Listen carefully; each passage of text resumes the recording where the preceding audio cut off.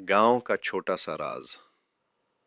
एक छोटा सा गांव था जहां लोग कहते थे कि एक पुराना दरख्त दुआ कबूल करवाता है, लेकिन असल सच कुछ और ही था।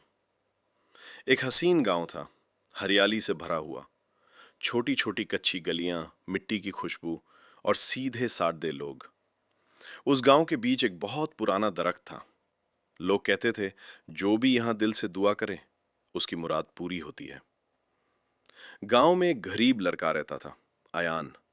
उसके वालिद बीमार थे, घर में पैसा नहीं था और अयान बहुत परेशान रहता था। एक दिन उसने सोचा, मैं भी उस दरख्त के पास जाकर दुआ करता हूं। रात का वक्त था, चांदनी चमक रही थी। अयान चुपके से उस दरख्त के पास गया। उसने आंखें बंद की और कहा, या अल्लाह, मेरे अब्बू को ठीक कर दो। कुछ दिन गुजरे। अयान ने देखा कि गांव का एक बुजुर्ग आदमी, हकीम साहब, रोज उसके घर के पास से गुजरते हैं।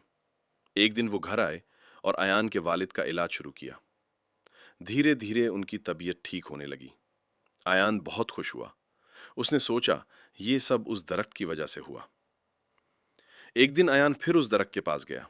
वहां उसने देखा, हकीम साहब छुप कर कुछ लोगों की मदद कर रहे थे। किसी को दावा दे रहे थे, किसी को खाना।